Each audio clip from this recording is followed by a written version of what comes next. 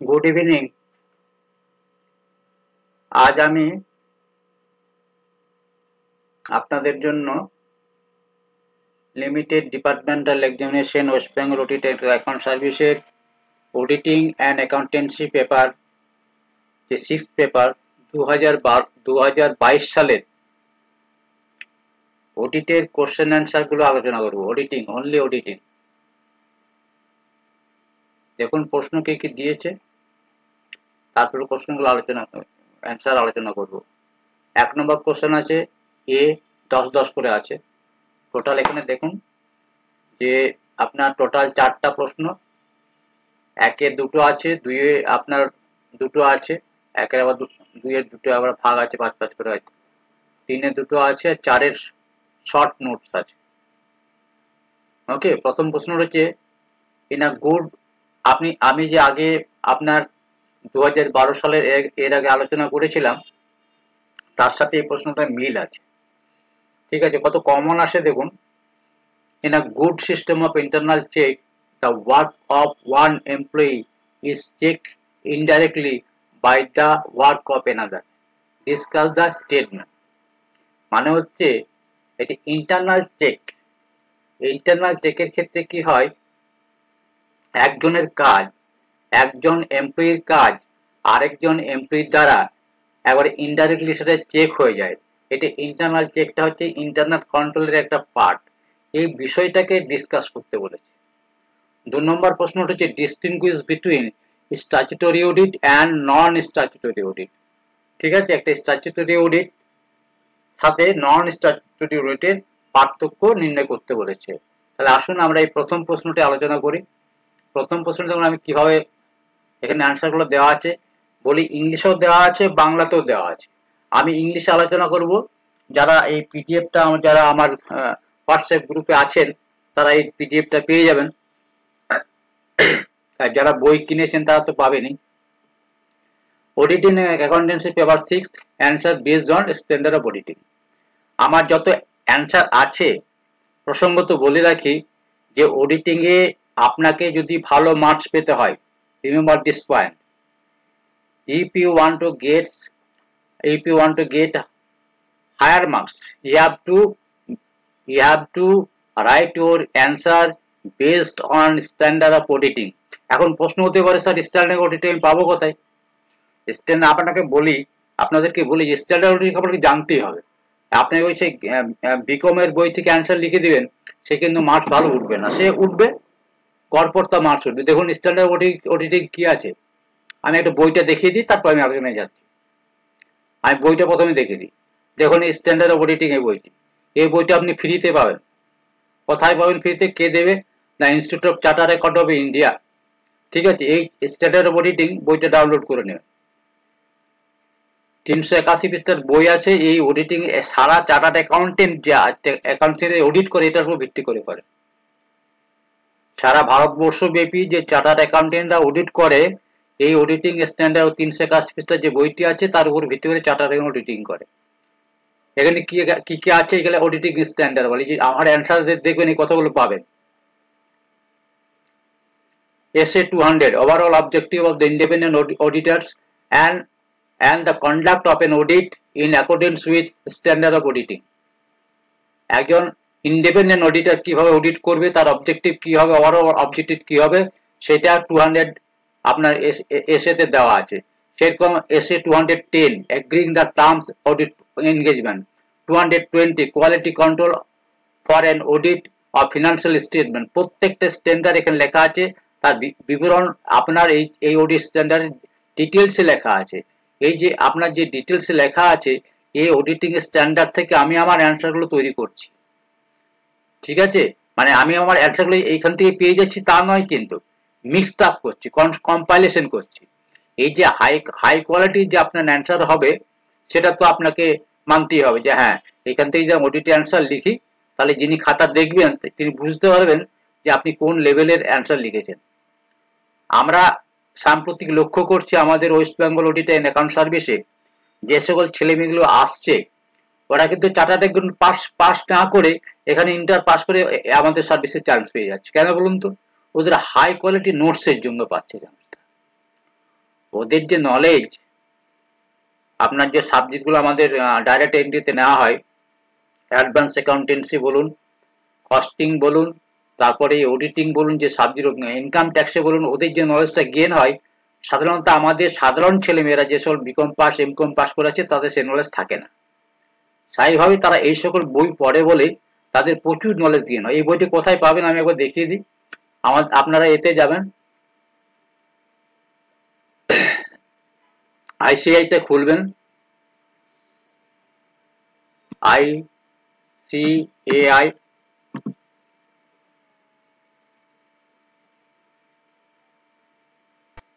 ICAI খুলবেন, দেখবেন এখানে আছে, এখানে অনেক জিনিস আছে, সেখান থেকে দেখবেন এখানে কোথায় আছে দেখুন, অ্যানাউন্সমেন্ট, রিসোর্স, অডিটিং স্ট্যান্ডার্ড কোলাতে দেখুন, এই যে রয়েছে, এই যে এই বইটি অডিটিং অ্যাকাউন্টিং স্ট্যান্ডার্ড, এটা অ্যাকাউন্টিং স্ট্যান্ডার্ড, সরি এটা অ্যাকাউন্টিং স্ট্যান্ডার্ড, প্রত্যেকটা স্ট্যান্ডার্ড আপনি এখানে পাবেন, এই সোর্স থেকে পেয়ে যাবেন।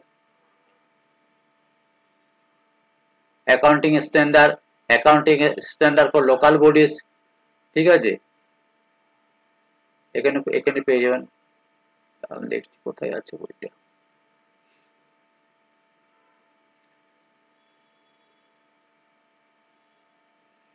বর্ষে আছে কি, এখান থেকে তো আমি ডাউনলোড করেছি,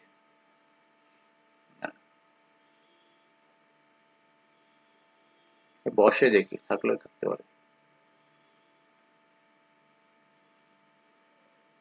এটা খুলতে দিচ্ছে না, যেহেতু রেকর্ডিং হচ্ছে না, এটা খুলতে দিচ্ছে না, ঠিক আছে। আপনারা এই ICWAI গিয়ে আপনার এই অডিটিং স্ট্যান্ডার্ডটা ডাউনলোড করে নেবেন, ঠিক আছে, এটা খুলতে দিচ্ছে না, এই বইটা ডাউনলোড করে নেন, ওখান থেকে খুঁজলে একটু পেয়ে যাবেন। হ্যাঁ, বিওএস বলে একটা আছে, বর্ষের জায়গায় দেখবেন যাবেন, ওখানে এই অডিটিং স্ট্যান্ডার্ডটা পেয়ে যাবেন। এবং এই অডিটিং স্ট্যান্ডার্ড যদি আপনি একবার রিডিং পড়েন, তাহলে আপনার মধ্যে অন্য ধরনের জিনিস ঢুকে যাবে, যে অডিট জিনিসটা কিভাবে করতে হয় বা কিভাবে হয়, প্রিপারেশন অফ ফিনান্সিয়াল স্টেটমেন্ট, ঠিক আছে। দেখুন প্রত্যেকটা এখানে ফর্ম অফ অডিটর ওপিনিয়ন, তার কিভাবে ওপিনিয়ন দেবে, কিভাবে তার মতামত লিখবে, হ্যাঁ, প্রফেশনাল স্ক্রিপ্টিং, এটা তো আপনাদের পরীক্ষাতে আসে, আমাদের সার্ভিসে যে লিমিটেড ডিপার্টমেন্টের পরীক্ষা আসে, সেই এই প্রশ্নটি হামেশাই আসে, এখানটাতে অ্যান্সারটা লেখা আছে, এর মধ্যে অ্যান্সার তো আপনি কোনো বইয়ে পাবেন না, কোনো বইয়ের মধ্যেই পাবেন না।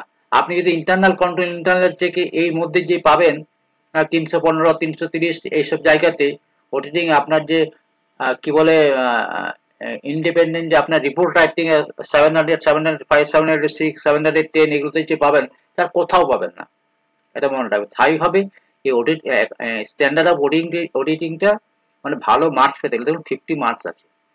এখন যেহেতু এটা কম্পিটিটিভ এক্সামিনেশন, এই কম্পিটিটিভ এক্সামিনেশনে আপনাকে যদি ভালো মার্কস তুলতে হয়, ওই গতানুগতিক কিছু বই বাজারে আছে, যারা ওই আমি দেখলাম ওই 20 নম্বর কোশ্চেন, সে 10টা সেন্টেন্স লিখে বসে আছে, 20 নম্বর 10টা সেন্টেন্স লিখে 20 নম্বর পাওয়া যায়, কোনোদিনই পাওয়া যাবে না। কোয়ালিটি মেনটেন করতে হবে, একটা ডেপথনেস মেনটেন করতে হবে, নাহলে পাওয়া যাবে না।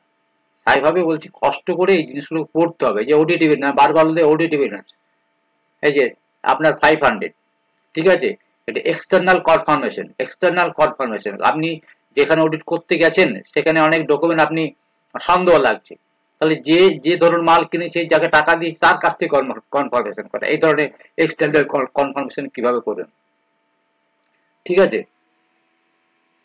এই যে আমি যখন 300 আপনার 300 সিরিজে বলছি, এই যে planning in audit financial statement, 315 জন্য বারবার বলি আমি, identifying and assessing the risk of material misstatement through understanding the entity and its environment, এখানে ইন্টারনাল কন্ট্রোল ব্যাপারটাও আছে।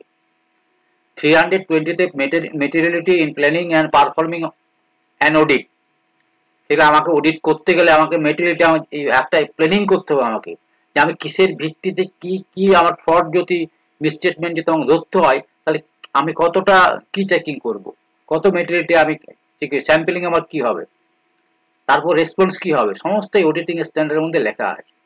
এই যে আপনি মনে রাখবেন, যারা খাতা দেখে বেশিরভাগই কিন্তু চার্টার্ড অ্যাকাউন্টেন্ট, এবং তারা কিন্তু এই ভাষাগুলো সবচেয়ে ভালো বোঝে।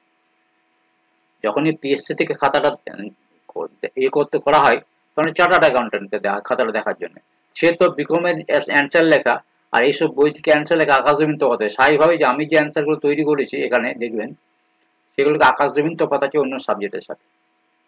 দেখুন, internal check system, indirect verification, এটা 10 নম্বর আছে, আমি 20টা সেন্টেন্স লিখেছি, এই যে 20 সেন্টেন্স লেখা আছে। The statement reflect, highlight turning, the statement reflect fundamental principle of internal control where duties are distributed such that work of one employee automatically verifies another's work। এটা তো আমি বললামই যে যখন যেভাবে সেগ্রিগেশন অফ ওয়ার্ক বলি আমরা এটাকে, আমরা প্রত্যেকটা ডিপার্টমেন্টে একটা কাজ একজন করে না, একটা কাজ 3-4 জন মিলে করে, যাতে সেগ্রিগেশন এর মাধ্যমে, ডিউটির মাধ্যমে, ওয়ার্কের মাধ্যমে অটোমেটিক্যালি একটার কাজ আরেকজন চেক করে নিতে পারে। ভুল আপনি দুটো জিনিস হয়, একটা ভুল হয় আর একটা ফ্রড হয়, একটা মিসস্টেটমেন্ট হয়। ফ্রড অ্যান্ড মিসস্টেটমেন্ট ইচ্ছাকৃতভাবে করতে পারে। This is aligned with 315, which requires auditors to understand the entity's internal control system। তাহলে আপনি প্রথমে এই সেন্টেন্সটাই লিখবেন, স্টেটমেন্ট রিফ্লেক্ট, এই যে স্টেটমেন্ট লেখা আছে, রিফ্লেক্ট এ ফান্ডামেন্টাল প্রিন্সিপাল। এটা ইন্টারনাল, দেখুন এই যে ইন্টারনাল চেক কথাটা আমরা বলছি, এই ইন্টারনাল চেকটা হচ্ছে ইন্টারনাল কন্ট্রোলের মধ্যে। ইন্টারনাল কন্ট্রোলটা আমরা অনেক ভাবে করতে পারি, তার মধ্যে একটা হচ্ছে internal check. where duties were distributed, যেখানে ডিউটিটা ভাগ করে দেওয়া হয়, একটা কাজকে অনেকগুলো এমপ্লয়ি দ্বারা করা হয়, যাতে অটোমেটিক্যালি ওই ভেরিফিকেশনটা হয়ে যায়। এটা আমার কিন্তু 315তে অডিটরের একটা এর মধ্যে ইন্টারনাল কন্ট্রোলের মধ্যে আছে। In an effective internal system, internal check system, একটা ইফেক্টিভ ইন্টারনাল চেক সিস্টেমে no single person handles a complete transaction from beginning to end. কত সুন্দর সহজ সরল ভাষায় লেখা।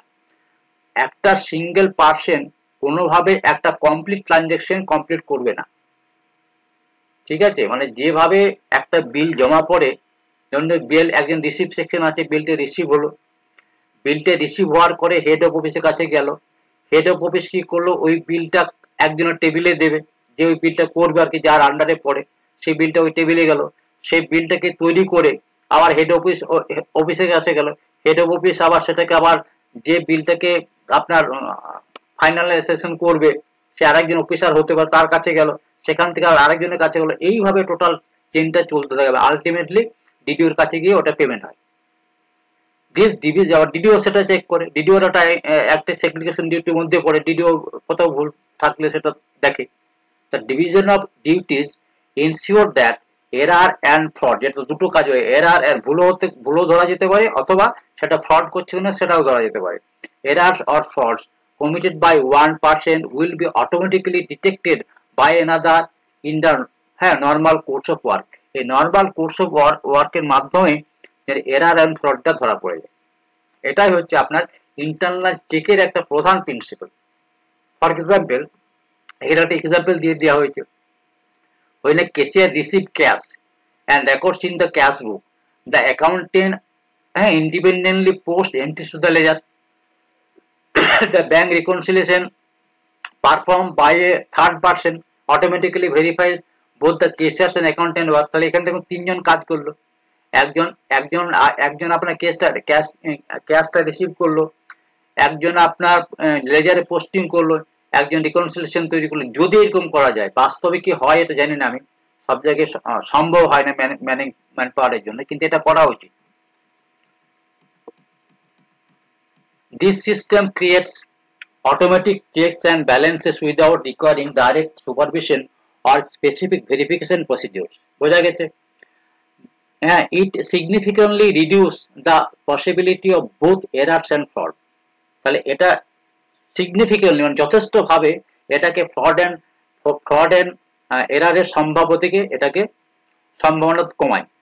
as a collision between multiple employees would be necessary। as a collision between multiple employees would be necessary। দেখুন একটা কথা বলি, কলিজন মানে কি? কলিজন মানে হচ্ছে একে অপরের সাথে বোঝাপড়া করে যদি কেউ ফ্রড করে, তখন কিছু করার থাকে না আমাদের, ঠিক আছে? তাহলে এইটা কিন্তু অনেকগুলো লোককে দিয়ে যদি একটা কাজ করানো যায়, কলিজন হওয়ার সম্ভাবনাটাও কমে যায়। কেউ মতামতে নাও আসতে পারে। একটা গ্রুপের মধ্যে চারজন লোক একটা জিনিস করছে, চারজন লোক, তার মধ্যে দুজন ভালো হতে পারে, দুজন খারাপ হতে পারে, সেই ক্ষেত্রে করার সাহস হয় না। When purchase orders are raised by one department, একটা পারচেস অর্ডার যখন একটা ডিপার্টমেন্ট রেজ করে, গুডস আর receive by another,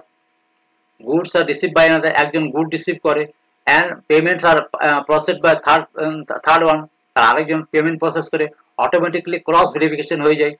This segregation of duties is a key control activity, recognized under COSO framework and SA 350। COSO এই ফুল ফর্মটা এখানে লিখে দিচ্ছি আমি, কমিটি অফ স্পন্সরিং অর্গানাইজেশন। এটা একটা আমাদের ওই কি বলে সিপিএ, মানে এটা ভাষাটা পাওয়া গেছে আপনার ইয়ে থেকে, আপনার American.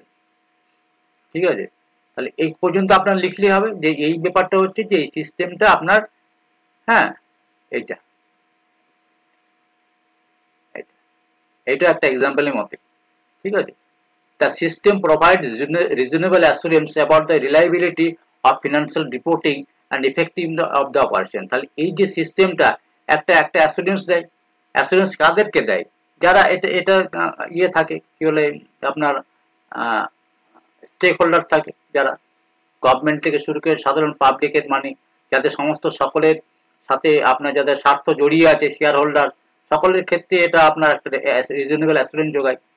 It also ensures compliance with applicable laws and regulation as multiple person review different aspects। এটা আবার কমপ্লায়েন্স, এটা আবার রেগুলেশন রুলকে কমপ্লায়েন্স করে, ঠিকমতো নিয়ম কানুন মানা হচ্ছে কিনা কমপ্লায়েন্স করে। মাল্টিপল পার্সন এই কাজটা একটা কাজ করে বলে এটা একটা আপনার ইয়েটা করে কম্পাইলেশন হয়ে যায়, রুল অ্যান্ড রেগুলেশনটাকে মেনে চলা হয়ে যায়। Management's responsibility to establish adequate internal control is emphasis SA 240 তে fraud and error detection করার জন্য, fraud and error দেখুন আমি লিখছি কিন্তু SA 240 স্ট্যান্ডার্ড অফ অডিটিং এ বলছে যে ম্যানেজমেন্টকে যাতে ফ্রড অ্যান্ড এরার যাতে না হয়, তাকে সেখানে যথেষ্ট পরিমাণে ইন্টারনাল কন্ট্রোলের উপরে জোর দিতে হবে, এমফাসিস করতে হবে। ম্যানেজমেন্টের দায়িত্ব হচ্ছে to establish adequate internal control is emphasis in SA 240 on fraud detection. Strong internal check system detect fraudulent activities as perpetrators know their work will be indirectly verified। তাহলে এই যে ইন্টারনাল, এটা যারা ফ্রডুলেন্ট থাকে, যারা মানে যারা ফ্রড করে আর কি, তাদেরকে ইনডাইরেক্টলি একটা তাদের কাছ থেকে ইনডাইরেক্টলি ভেরিফিকেশন হয়ে যায়। তাহলে ফ্রড করতে তারা অনেকে সাহস পায় না, তারা চাকরি চলে যাওয়ার সম্ভাবনা, বা ধরা পড়লে তাদের অন্যরকম আপনার প্রবলেম হতে পারে, আইনগত সমস্যা হতে পারে। The auditor must evaluate the design and implementation of internal control as per SA 315. If direct checking mechanism are weak, if indirect checking mechanism are weak, the auditor must perform more substantive procedure। দেখুন এই জিনিসটা আপনার মনে রাখবেন, যদি auditor গিয়ে দেখে, অডিটের আমি প্রথমেই একটা কথা বলেছিলাম যে অডিট করার প্রথম ধাপটা হচ্ছে 350 অ্যাপ্লাই করা। তাহলে অডিট করতে গিয়ে যখন আমি 315 থেকে অ্যাপ্লাই করলাম, তখন দেখলাম যে এই অফিসের মধ্যে বা এই অর্গানাইজেশনের মধ্যে আমার ইন্টারনাল কন্ট্রোল সিস্টেমটা উইক আছে। তাহলে আমি যখন ইন্টারনাল কন্ট্রোল সিস্টেমটা উইক আছে, তাহলে আমার অডিট প্রসিডিওরটাকে কি করলাম, আমি একটা সাসপেন্টিভ পারফর্মটাকে আরো বাড়িয়ে দিলাম, এসএপিটাকে আমি একটা বাড়িয়ে দিলাম। তাহলে চেকিং প্রসিডিওর, আমার যে মেন্টালিটি আছে আমি একটু বাড়িয়ে দিলাম। আমার ভয় লাগছে, কারণ অডিট রিস্ক আছে। অডিট রিস্ক মানে হচ্ছে যে যেটা ভুল সেটা যদি আমি ঠিক বলে দিয়ে দিই, তাহলে অডিটরের চাকরি চলে যাবে। সিএ চার্টার্ড অ্যাকাউন্টিং যিনি অডিট করতে যাচ্ছেন, তিনি যদি অডিট রিস্কের জন্য এমন কিছু করে বসেন, যাতে ওর প্রবলেম হয়ে যায় না, ন্যাপরা যেন ওকে না ওর তার সার্টিফিকেট করে নেয়। তাহলে auditor must evaluate the design and implementation of internal control as per SA 315 if indirect checking mechanism are weak, যদি weak হয়, the auditor must perform more substantive procedure under SA 330, তাহলে এডিশনাল সে ওখানে checking সিস্টেমটাকে বাড়াবে, এসে মানে test of content, test of details, আপনারা এগুলো দেখবেন। আপনি যদি ওই বইটা পড়েন দেখতে পাবেন। হ্যাঁ, 300 এই বইটাতে আপনার 320 যদি পড়েন, 330 যদি পড়েন, তাহলে ডিটেলস যেটা দেওয়া আছে দেখবেন 330-তে ডিটেলস ওই জিনিসগুলো লেখা আছে।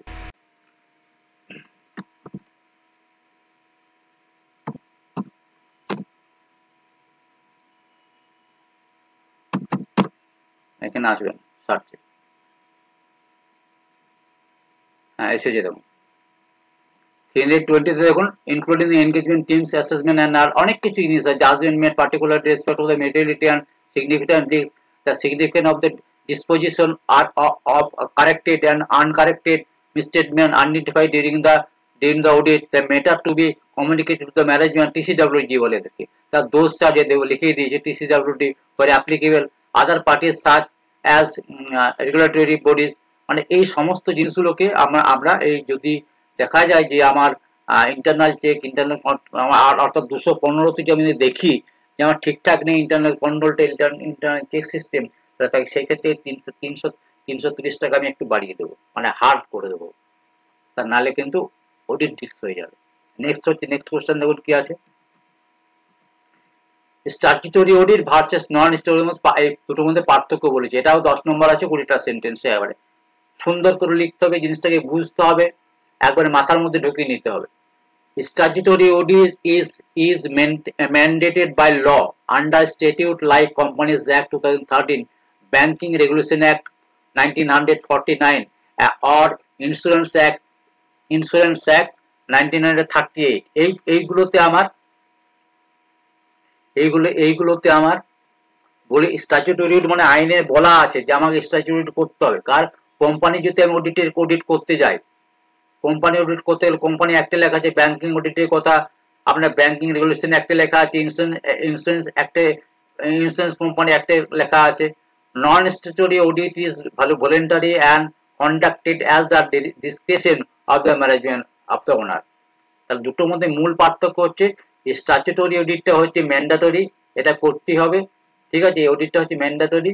2013 সালের আপনার যে কোম্পানি অ্যাক্ট আছে, আমাদের যে 1949-এর যে ব্যাংকিং রেগুলেশন অ্যাক্ট আছে, ইন্স্যুরেন্স অ্যাক্ট 1930 অ্যাক্ট আছে, সেখানে বলে দেওয়া আছে যে অডিট তোমাকে করাতেই হবে, অডিট না করালে কিন্তু অনেক কিছু আপনার ওই কোম্পানিটাই আপনার মানে করে দেবে, আরসি ডাইরেক্টর, হ্যাঁ, RD, regional director of companies act. Non statutory কি, এটা কোনো বাধ্যতামূলক নয়, নন স্ট্যাচুটরি এটা কার উপর ডিপেন্ড করছে, ম্যানেজমেন্ট অডিট করাবে কি না করাবে, ম্যানেজমেন্ট অডিট করাবে কি না করে তার উপর ডিপেন্ড করছে। কোনো একটা পার্টনারশিপ ফার্ম আছে, হ্যাঁ, সে কোনো একটা ছোটখাটো বিজনেস করে, সে অডিট করাবে না করাবে তার বাধ্যতামূলক নেই, অডিট না করাতে পারে। আবার সেই যদি আমার অডিট যদি না করায় ডিসঅ্যাডভান্টেজ, আর আপনার অ্যাডভান্টেজও আছে, অডিট করালে অনেক বেনিফিট পাওয়া যায়, অডিট না করালে সেই বেনিফিটগুলো পাওয়া যায় না, তো কথা হচ্ছে এটাই। The appointment of statutory auditors follows legal procedure such as the shareholder approval of annual general meeting under section, এই কথাগুলো লিখবেন, of the companies that non-statutory auditors are directly appointed by the management। তো দুটোর মধ্যে তফাৎ কি হলো, যদি আমাকে যে স্ট্যাচুটরি অডিটর যারা, সেগুলো কিন্তু আমার নিয়োগ করতে হয় আমার সেকশন অনুসারে, 139 কোম্পানিজ অ্যাক্টে কোম্পানি অডিটরকে নিয়োগ করতে হয়। স্যার কারা নিয়োগ করে? এজিএম এ শেয়ার হোল্ডাররা নিয়োগ করে। প্রত্যেক বছর যে এজিএম হয়, বেসিক্যালি 30শে সেপ্টেম্বর মধ্যে এজিএম করতে হয়।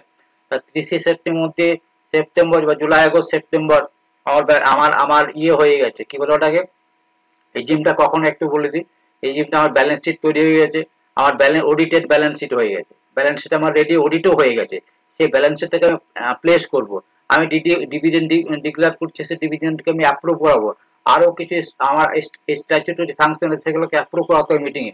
তখন জেনারেল মিটিং হয় 30শে সেপ্টেম্বরের মধ্যে, তখন 139 অনুসারে কোম্পানিকে জেনারেল মিটিং এ অডিটর নিয়োগ করার কথাটা আপনার ইয়ে করতে হয়, পাস করাতে হয়। একজন অডিটর কতদিন থাকবে, যে অডিটর আছে তাকে রাখা হবে কিনা, কি নিয়ম আছে, সবকিছু ইয়েতে পাস হবে, রেজুলেশন হবে। এরপর আসুন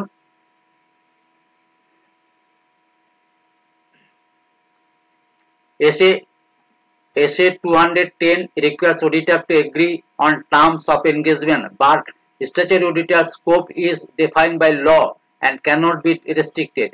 Non-statutory audit scope is determined by the client and can be limited to specific areas. দেখো দুটোর মধ্যে তফাৎ দেখো, এখানে এসে 2000 বলছি 210 এখানে বলে দেওয়া আছে যে টার্মস এন্ড কন্ডিশনের মধ্যে এগ্রি হতে হবে।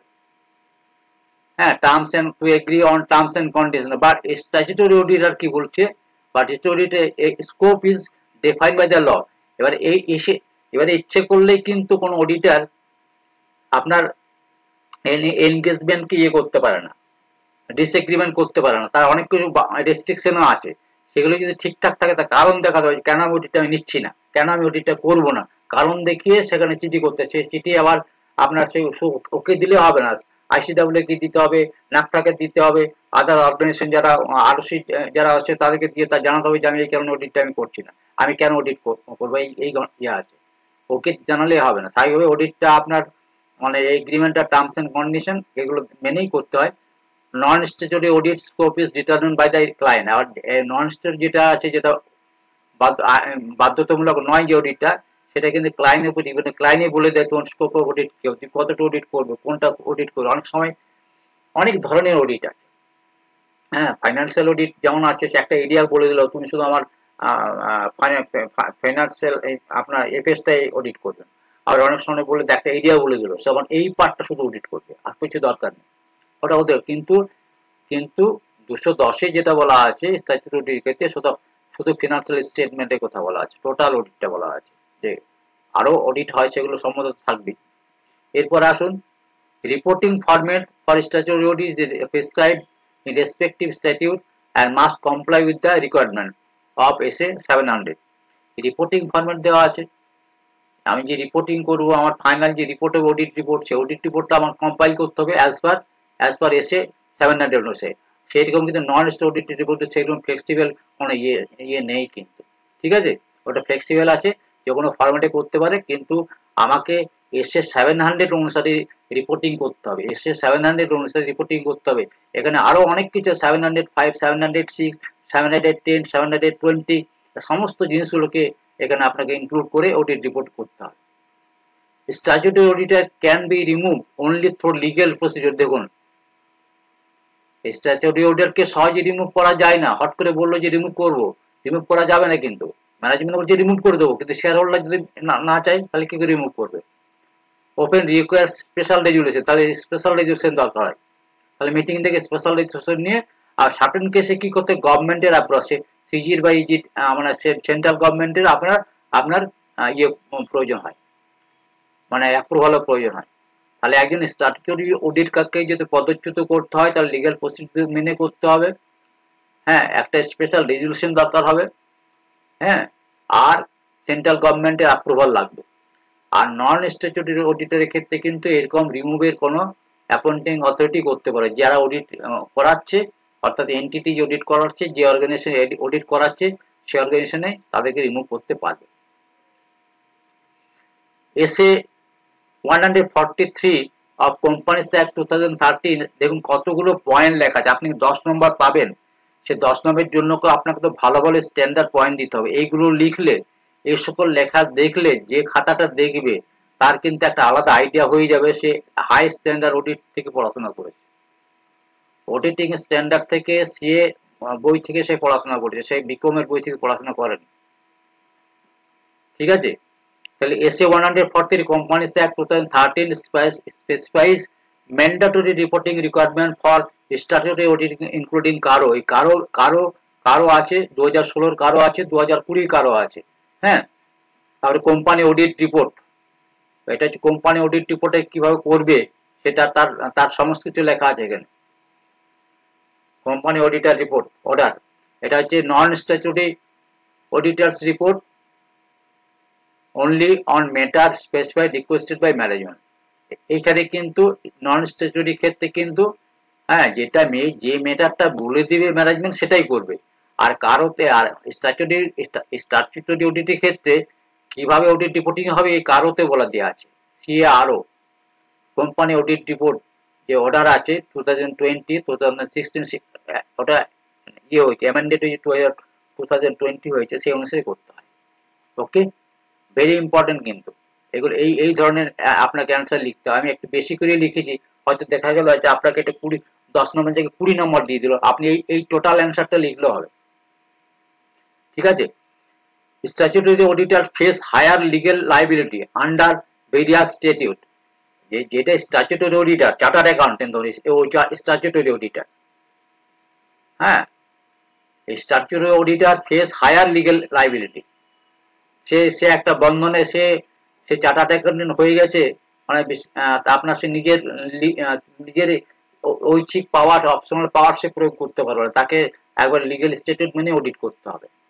Including civil and criminal penalties তার নেগলিজেন্সের জন্য হতে পারে। সে শুধু মানে ইয়ে হবে না, জেল জরিমানা হবে না, তার তার তার সার্টিফিকেটও চলে যাবে। নন স্ট্যাটুটরি অডিটরস, হ্যাঁ, লাইবিলিটি ইজ প্রাইমারিলি কন্ট্রাকচুয়াল, এটা হচ্ছে contractual base, non statutory and limited to terms of নিয়ে, তার টার্মস অফ নিয়ে ডিপেন্ড করে। The remuneration of statutory auditor is fixed by the shareholder or prescribed auditors as the by statutory provision. তাহলে share holder যে এই যে statutory অডিটরের যে remuneration কত টাকা পাবে, তো শেয়ার হোল্ডারের মিটিং এ ফিক্সড হবে, যে 1 লাখ টাকা 2 লাখ টাকা অডিটর যা বলে ক্লেম করছে সেটা বিচার হবে শেয়ার হোল্ডার মিটিং এ, মানে অ্যানুয়াল মিটিং এ। সেটা হয়তো দেখা গেল একজন অডিটর, অডিট টিম, তো অডিটর মানে তো অডিটর শুধু একজন থাকে না, অডিট টিম থাকে। সে অডিট টিমের এনগেজমেন্ট একটা পার্টি থাকে, তার সকাল মোটিভ সেই এনগেজমেন্ট পার্টির যে রেট আছে, সেই রেট দেওয়ার জন্য রেটটা পাবে কিনা সেটা এজিএমে পাস করা হয়।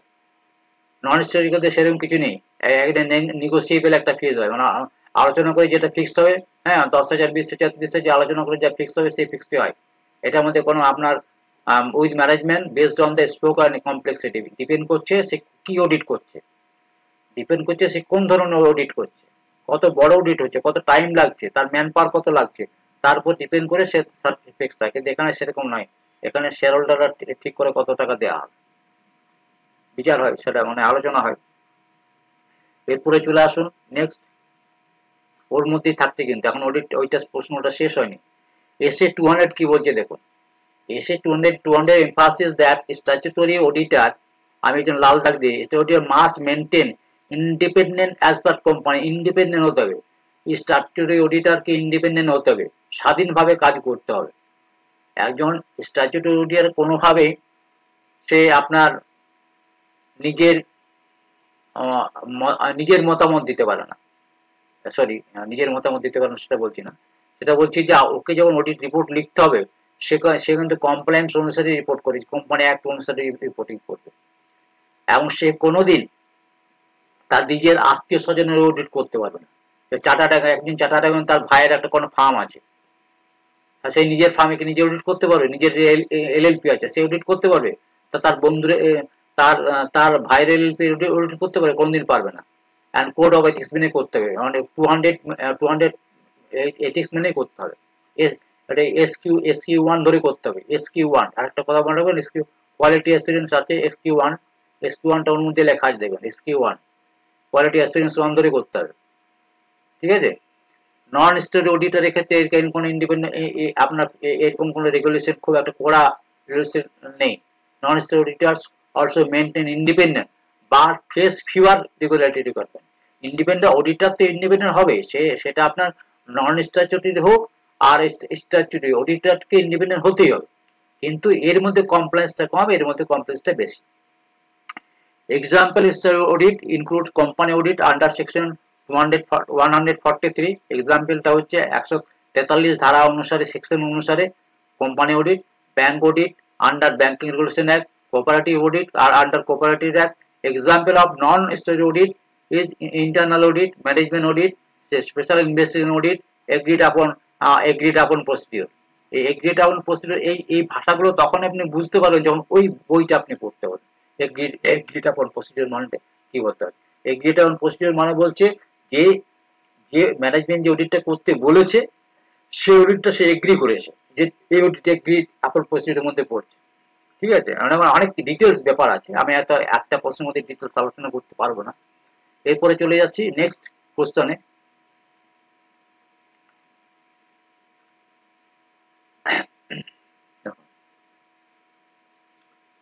একটা প্রশ্ন আলোচনা করতে প্রায় আপনার 20-25 মিনিট লেগে গেল, দুটো প্রশ্ন, একটা প্রশ্নই করলাম। টুয়ের এ, রিকনসিলিং অডিটার অ্যান্ড ভ্যালুয়েশন স্টেটমেন্ট। এটা হচ্ছে প্রশ্নটা দেখবেন, auditor and auditor is not valuer means the auditor is not appointed to independently determine asset values. The principle is established in the landmark case of London Well Storage Company Limited versus CR Hazlock. এই company case লটাকে যদি coat করতে পারেন, এই যখন এই প্রশ্নটা যদি আসে, an auditor is not valuer, auditor একজন ভ্যালুয়ার নয়। প্রত্যেকটা সকলে একটা ডোমেন আছে। আমি একজন অডিটার, আমি একজন চার্টার্ড অ্যাকাউন্টেন্ট, আমি অডিট করতে যাই, এই বিল্ডিংটা কনস্ট্রাকশন হয়েছে, সে কনস্ট্রাকশনের কস্ট এত কম বেশি পড়েছে, কেন পড়েছে সেটা আমার পক্ষে বলা সম্ভব নয়, কারণ আমি ইঞ্জিনিয়ার নই, আমি আর্কিটেকচার নই। সেরকম আছে একজন অডিটর ভ্যালুয়ারও নয়, means an auditor is not appointed to independently determine asset values. Independently asset value দেখার জন্য ও হয় না। যেমন ধরুন ইন্স্যুরেন্স কোম্পানি অ্যাকচেঞ্জারে ওরা যে ইগুলো আপনার ওই ভ্যালুস গুলো করে, তাদের কোয়ালিটি আর এদের কোয়ালিটির মধ্যে তফাৎ আছে, যারা পারবে না করতে। প্রত্যেকটা জিনিস একটা শিক্ষা আছে, তাই না? The auditor primarily responsibility is to examine and report the financial statement. অডিটরের প্রাথমিক দায়িত্ব হচ্ছে যে সে এক্সামিন করবে as per rules and regulation and act, তারপর সে রিপোর্ট দেবে ফাইন্যান্সিয়াল স্টেটমেন্টটা ট্রু অ্যান্ড ফেয়ার ভিউ আসে কিনা। এটা হচ্ছে অডিটরের প্রাইমারি দায়িত্ব।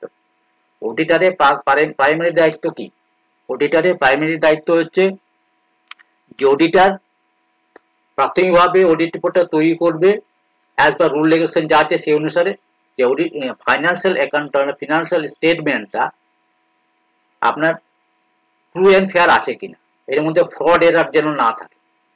Not to perform original valuation, সে অরিজিনাল ভ্যালুয়েশন করবে না। Management bears the primary responsibility for asset valuation as per SA 540 on auditing accounting estimate.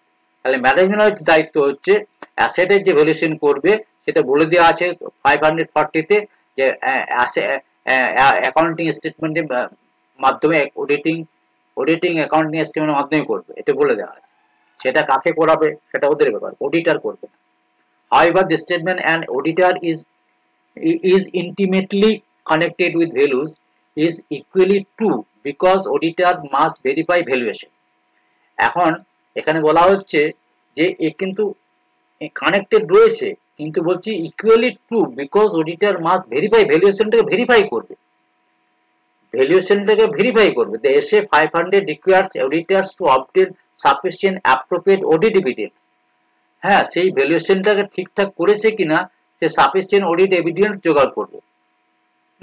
যেমন ধরো কোনো একটা বিল্ডিং এর বা কোনো একটা জায়গার কোনো একটা ল্যান্ডের ভ্যালুয়েশন করেছে, তাহলে তাকে তো অডিটর কি দেখবে? অডিটর তার বিভিন্ন কাগজপত্র দেখবে, সাফিসিয়েন্ট SA দেখবে। হ্যাঁ, কি দেখবে?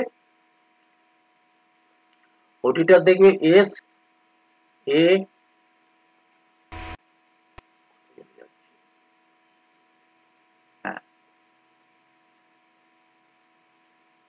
SAAE বলে, কি বলে? Sufficient appropriate audit evidence, SAAE। তাহলে এই যে ভ্যালুয়েশনটা ঠিকঠাক হয়েছে কিনা তার জন্য অডিটরকে SA 500 অনুসারে সাফিসিয়েন্ট হতে হবে, আমি যে ডকুমেন্টসটা ভেরিফাই করবো তাটা সাফিসিয়েন্ট হতে হবে, অ্যাপ্রোপ্রিয়েট মানে কোয়ালিটি থাকবে তার মধ্যে, অ্যান্ড যথেষ্ট অডিট এভিডেন্স এটার কাজ করবে রিগার্ডিং অল ম্যাটেরিয়াল, হ্যাঁ, অ্যাসাম্পশন ইনক্লুডিং ভ্যালুয়েশন। ঠিক আছে, এরপরে লাইন দেখুন কি লিখছে। The auditor examine whether management valuation methods are appropriate and consistently applied, হ্যাঁ, across reporting period। তাহলে এখানে কিন্তু বলা হচ্ছে যে অডিটর দেখবেন যে ম্যানেজমেন্ট ভ্যালুয়েশন মেথডটা অ্যাপ্রোপ্রিয়েট ভাবে অ্যাপ্লাই করেছে কিনা এবং অ্যাপ্লাইড অ্যাক্রস রিপোর্টিং পিরিয়ডে অ্যাক্রস ঠিক মতো কনসিস্টেন্সি একই জিনিসই ব্যবহার করেছে কিনা, মানে একটা এই সময় একটা মেথড করলো, ওই সময় আর একটা মেথড করলো, সেটা করলো না, কনসিস্টেন্টলি বজায় রাখতে মেথডে। SA 540 specifically addresses auditing accounting statement and related disclosure including fair value amount measurement। ঠিক আছে, এরপরে the reconciliation lies in understanding that auditor audit valuation rather than create them independently. The reconciliation lies in understanding that auditors audit valuation rather than create them independently. While auditor do not determine value, auditor কিন্তু value determine করে না, they must assess the reasonableness of valuation prepared by management. Management যে ভ্যালুয়েশনটা কাউকে দিয়ে করিয়েছে বা ম্যানেজমেন্টে করেছে সেটা কি করবে, ও রিজনেবল আছে কিনা, যথোপযুক্ত ঠিকমতো হয়েছে না সেটা চেক করে দেখবে, ভেরিফাই করে দেখবে। SA 620 permits auditor to use work of management expert for specialized valuation like property appraisal.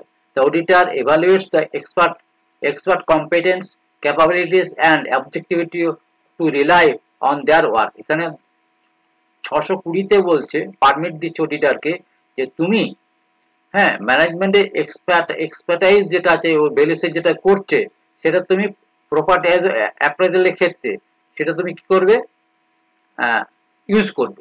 এখানে বলছে কিন্তু অডিটর ক্যান ইউজ, অডিটর কিন্তু যে ম্যানেজমেন্টের এক্সপার্ট যে ভ্যালুয়েশনটা করে দিচ্ছে তুমি সেই ভ্যালুয়েশনটা নিয়ে কাজ করবে, তোমার দায়িত্ব নয় যে তোমার এই ভ্যালুয়েশনটাকে করা। Auditor evaluate the experts competence capability। আরেকটা জিনিস করতে পারে যে যিনি ভ্যালুয়েশনটা করেছেন, যে এক্সপার্টের যে ভ্যালুয়েশনটা করেছেন, অডিটর তার কোয়ালিটি চেক করে দেখতে পারে। কোয়ালিটি চেক করে দেখা গেল যে সে একটা বড় অর্গানাইজেশন থেকে সে এডুকেটেড হয়েছে, তার যে সে কোয়ালিটি আছে কিনা, সে অরিজিনাল ভ্যালুয়ার কিনা, তার ভ্যালুয়েশন করার সার্টিফিকেট আছে কিনা, সে কোর্স করা আছে কিনা, সেটা চেক করে দেখতে পারে। যে কেউ করে দিলে একজন তারপর যার কোনো ডিগ্রি নেই সেটা সে মানবে না। Auditor verify that valuation base comply with the applicable accounting standard like AS10 for fixed asset and AS20 for impairment, that they ensure proper disclosure of valuation method in notes to accounts are required by the SA1. এখানে তিনটে জিনিস লিখেছে, SA10, SA20 আর SA1। SA1 এ AS1 SA বলছি AS1 AS গুলো কি, accounting standard 1। Accounting standard 1টা কি disclosure করে, এটা ডিসক্লোজার অফ অ্যাকাউন্টিং পলিসি, ঠিক আছে। অ্যাকাউন্টিং 10টা কি, এটা ফিক্সড অ্যাসেটের সমস্ত কিছু এখানে আপনার ভ্যালুয়েশন করা বলা আছে। ইনভেন্টরি, হ্যাঁ আপনার ইনভেন্টরি 2 তে আছে ফিক্সড আছে, এখানে প্রপার্টি প্ল্যান্ট এন্ড ইকুইপমেন্টের এখানে ভ্যালুয়েশন হয়। আর AS28 এ অ্যাকাউন্টিং স্ট্যান্ডার্ড 28 এ এখানে ইম্পেয়ারমেন্ট হয়। ইম্পেয়ারমেন্ট আগে একটা ভিডিওতে আমি বলেছিলাম, এটা হচ্ছে গুডউইল, পেটেন্ট, অর্থাৎ যে অ্যাসেট গুলো আপনার অ্যাসেট, ইনটেনজিবল অ্যাসেট, সেইগুলোর ভ্যালুয়েশন হয়, ঠিক আছে। আর এখানে ডিসক্লোজারের কথা বলা আছে, এই এস অনুসারে তোমাকে ডিসক্লোজ করতে হবে, এই অনুসারে তোমাকে ভ্যালুয়েশন করতে হবে ফিক্সড অ্যাসেটের, এটা অনুসারে তোমাকে ভ্যালুয়েশন করতে হবে ইনটেনজিবল অ্যাসেটের, আর এই অনুসারে তোমাকে ডিসক্লোজ করতে হবে ব্যালেন্স শিটে। এই অনুসারে তোমাকে ব্যালেন্স শিটে যে তুমি করবে, নোটস টু অ্যাকাউন্ট লিখবে, সেখানে তোমাকে ডিসক্লোজ করতে হবে তুমি কোন পদ্ধতি মিলে ফিক্সড অ্যাসেটে ভ্যালুয়েশন করেছো, তুমি কোন পদ্ধতি মিলে ইম্পেয়ারমেন্ট করেছো, সেটা আমার AS1 এ বলে দেওয়া আছে। এরপরে আসি, the auditor checks arithmetical accuracy of valuation and examines supporting documentation and assumption used in 500। দেখুন 500 এ বলা আছে, requires testing control over valuation, testing control করতে পারে, process and performing substantive audit procedure করতে পারে, এখানে এসিপির কথা বলা আছে। when the auditor lacks specialized knowledge for complex valuation, they engage their own expert। যদি দেখা যায় যে অডিটরের এইগুলো করার ক্ষমতা নেই, তো অডিটরের কিন্তু আবার তাদের এক্সপার্ট নিয়োগ করতে পারে, সেটা কিন্তু এসে মানে অ্যাকাউন্ট স্ট্যান্ডার্ড অফ অডিটিং এর 620 তে বলা আছে। অডিটর যদি দেখা যায় যে অডিটর অনেক কিছু পারছেন, একজন চার্টার্ড অ্যাকাউন্টেন্ট সবকিছু নলেজ থাকা সম্ভব নয়, ঠিক আছে, সে কিন্তু নিজে থেকে একটা এক্সপার্ট হায়ার করতে পারে, ঠিক আছে, সেটা নিজের খরচা করে করতে পারে হায়ার করে, অথবা ম্যানেজমেন্টের সাথে কথা বলে সে হায়ার করতে পারে, সে তার চুক্তিতে লেখা হতে পারে যে আমি এরকম এক্সপার্ট হায়ার করবো, তার জন্য আমার এত টাকা লাগবে। They remain responsible for the audit opinion despite using expert assistance, ঠিক আছে, remain responsible for the audit opinion despite using expert assistance। তাহলে কিন্তু অ্যাকচুয়ালি অডিট যাই করুন না কেন অডিটার রেসপন্সিবল তো থাকবে। The auditor intimate connection with values extend to the examining determination policies, inventory valuation method, and impairment assessment. SA 500 word provides specific guidance on auditing inventories and other specialized areas involving valuation. এগুলো একবার পড়ে নেবেন, ঠিক আছে? এই প্রশ্নটা খুব ভালো প্রশ্ন, প্রায় সময় এসছে, তার জন্য অডিটর একজন ভ্যালুয়ার নয়, তার জন্য তার যে আপনি যথাযথ যুক্তি সহকারে দেখান। এই যে প্রশ্নটা আছে এটা আমি লিখেছি অডিটের আপনার চার্টার্ড অ্যাকাউন্টেন্ট বিভিন্ন ইয়ে থেকে। স্বাভাবিকভাবে এটা খুব হাই স্ট্যান্ডার্ডের কোশ্চেন, হাই স্ট্যান্ডার্ড উত্তর লেখা আছে, সিএ স্ট্যান্ডার্ড উত্তর লেখা আছে। আপনারা যদি এই উত্তর লেখেন তাহলে স্বাভাবিকভাবে একটা হাই মার্কস পাওয়ার সম্ভাবনা থাকবে। অনেকের ধারণা আছে যে অডিট এন্ড অ্যাকাউন্টেন্সিতে চার্টার্ড অ্যাকাউন্টে 100% মার্কস ওঠে। আপনারা জানেন, রিপোর্টগুলো দেখবেন, চার্টার্ড অ্যাকাউন্টে একজন সিএ হয়তো 100 মার্কস পেয়েছে অডিটিং এ পাওয়া যায় না, অ্যাকাউন্টেন্সিতে পাওয়া যায় 100 অডিটিং এ 80-90 পাওয়া যায়, অডিটিং এ 90 পাওয়া বিশাল ব্যাপার। এরপরে চলে আসুন verification versus valuation, B.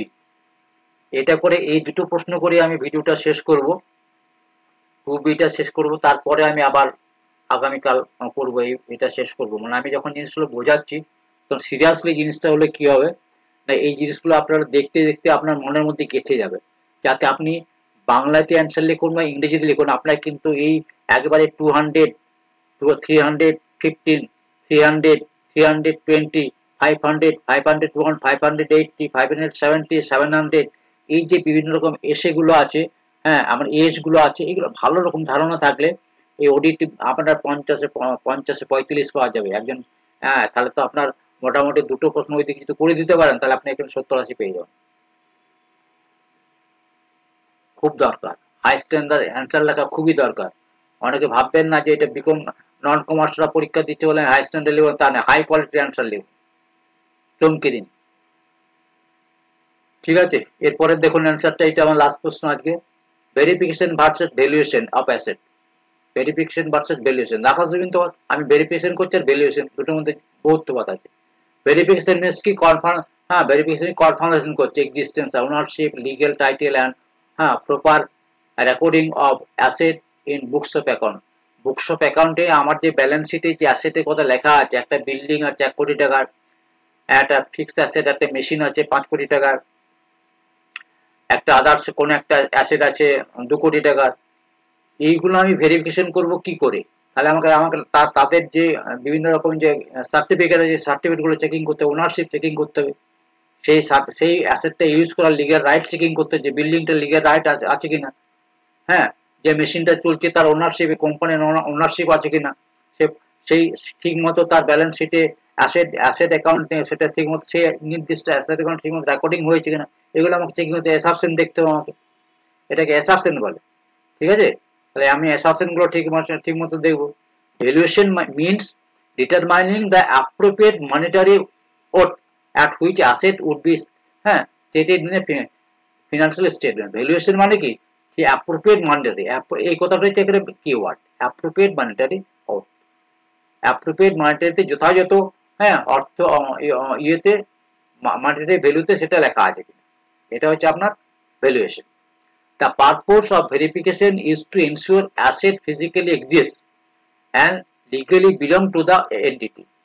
Verification নিয়মটা কি? ভেরিফিকেশন হচ্ছে আমি পারপোজটা কি, আমি এনশিওর করব যে অ্যাসেটটা ফিজিক্যালি আসে এবং কোম্পানির নামে আছে, legally belong to the company, legally belong to the entity.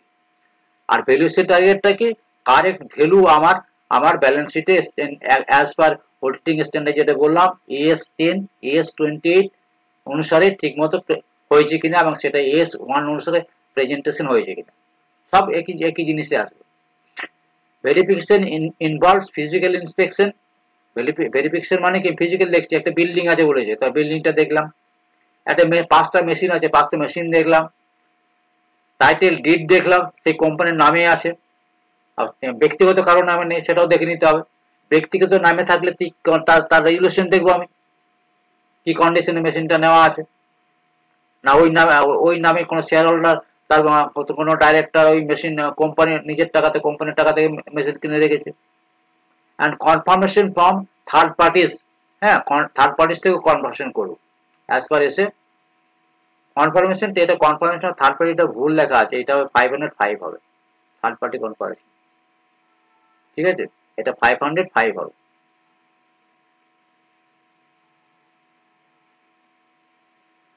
Valuation requires application of technical method like market value, replacement cost or discounted cash flows। তাহলে ভ্যালুয়েশনটা কি রিকোয়ার্স কি করবে না, ডিপেন্ড করে মার্কেট ভ্যালু আছে আজকে আছে, টেকনিক্যাল মেথড কি অ্যাপ্লাই করেছে সেসব উপর ডিপেন্ড করে। ওহো, এটা হচ্ছে ঠিকই আছে, এটা এটা ঠিক আছে,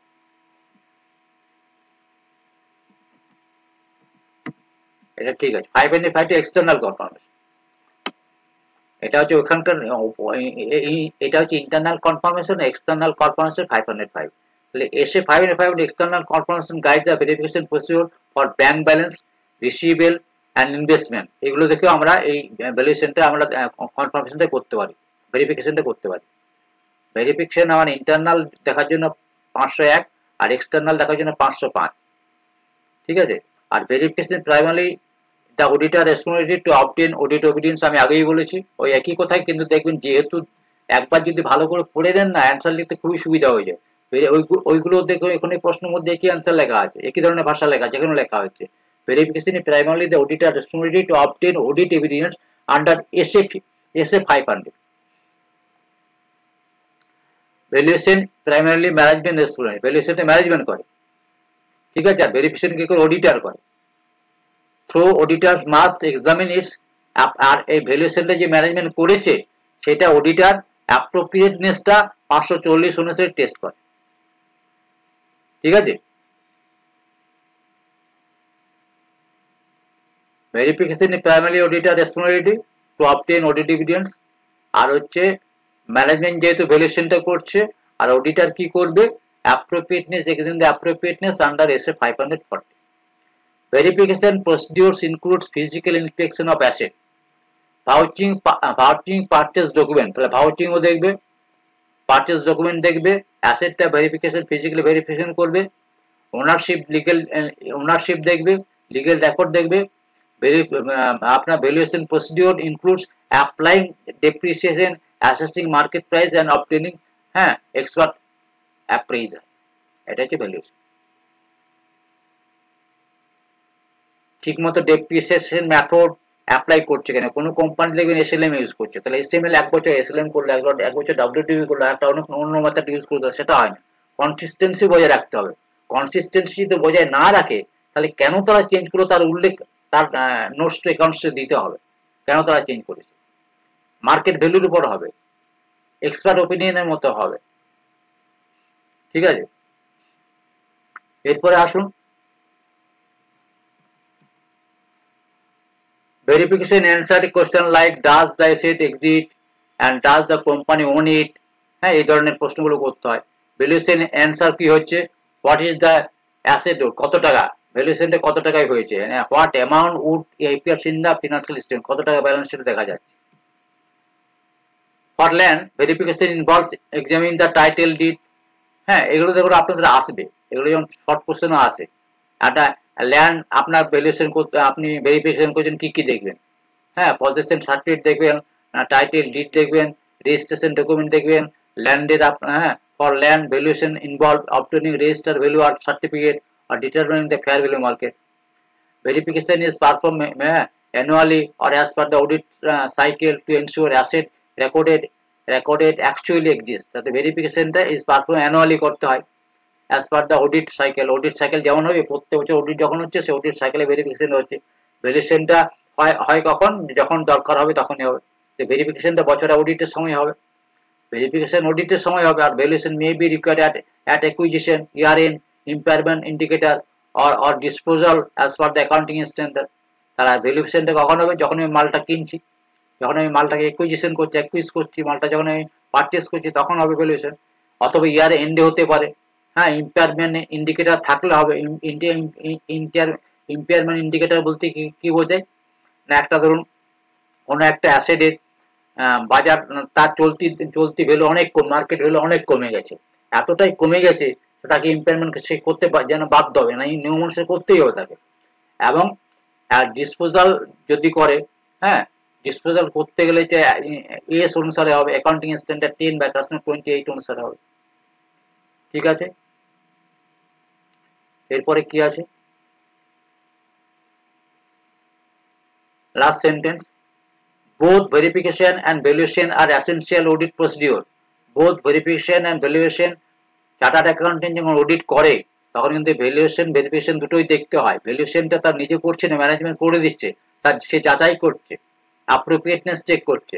তাহলে both verification valuation and verification are essential audit procedure that complement each other under SA 500 requirement for sufficient appropriate audit evidence regarding assertion. এই যে অ্যাসারশনের কথাটা যদি আপনারা দেখেন, এই যে টার্মটা আছে, এই টার্মটা আপনারা দেখে নেন, ব্যালেন্স শিটের অ্যাসারশন কি কি আছে, ব্যালেন্স শিটে অ্যাসারশন কি কি আছে, প্রফিট এন্ড লস স্টেটমেন্টে অ্যাসারশন কি কি আছে, এগুলো দেখে রাখুন, পরে কাজে লাগবে। ঠিক আছে, নমস্কার। আমি এই ভিডিওটা এখন আজকে শেষ করলাম। আগামীকাল আমি 3 এবং 4 কোশ্চেনটা করিয়ে দেবো, কারণ বেশি সময় দেওয়া যাবে না। আপনারা এইটা খুব ভালো করে দেখুন, খুব ইম্পর্টেন্ট কোশ্চেন আছে বলে আমি একবারে ডাইরেক্টলি 2022 সালে চলে গেছি, কারণ আপনার এই প্রশ্নগুলো পরবর্তীকালে দারুণ ইম্পর্টেন্ট প্রশ্ন হিসেবে দাঁড়াবে। এবং এই বেসিক কনসেপ্টটা যদি আপনার মাথায় ঢুকে যায়, দেখবেন আপনি যে কোনো অ্যান্সার কিন্তু এখান থেকেও লিখতে পারবেন। আপনি আমাকে ফিক্সড অ্যাসেট, যে কোনো অ্যাসেটের ভ্যালুয়েশন আমি এখানে ল্যান্ডের দেখালাম, ফিক্সড অ্যাসেট বললাম, তো অন্য অ্যাসেটের ক্ষেত্রে একই জিনিস প্রযোজ্য হবে। আমি ইম্পেয়ারমেন্ট অফ, আপনি দেখছেন ইনটেনজিবল অ্যাসেট দেখছেন, যে কোনো গুডউইল দিল আপনাকে পেটেন্ট দিল, তো সেই অ্যান্সার তো আপনি এখান থেকেও লিখতে পারবেন। ঠিক আছে, ধন্যবাদ, নমস্কার, ভালো থাকুন। আর এই প্রশ্নটা আপনারা দেখুন, আমি আরেকবার আরেকটি জিনিস দেখাতে ভুলে গেছি, একটু দেখিনি, সরি। এই বইটা তো আপনাদেরকে দেখালাম, এই বইটা আপনারা ডাউনলোড করে নেবেন, এই বইটা একবার পড়বেন, কাইন্ডলি পড়বেন এই বইটা দারুণ বই, এটা ফ্রি ফান্ডে আপনি পাবেন, চার্টার্ড অ্যাকাউন্টের ওয়েবসাইট থেকে পারচেস করে নেবেন এই বইটা। আর এখানে আমার যে বইগুলো আছে দুই একবার দেখে নিন, এটা আমার ম্যাথামেটিক্স বই আছে, এখানে আপনার প্রচুর কোশ্চেন সেট দেওয়া আছে, নতুন দেখুন আমি 30 ইয়ার্স, এখানে 30 ইয়ার্স 20 কি বলে 30টা কোশ্চেন সেট দেওয়া আছে, এটা দেখুন, কম্প্রিহেনসিভ গাইড,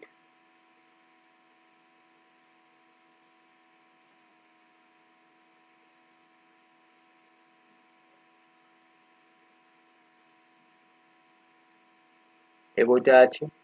ঠিক আছে, তো এই বইগুলো আপনারা দেখবেন, এগুলো খুব ইম্পর্টেন্ট বই আছে। ওকে, থ্যাংক ইউ, ধন্যবাদ এই ভিডিওটা দেখার জন্য। আবার দেখা হবে আগামীকাল।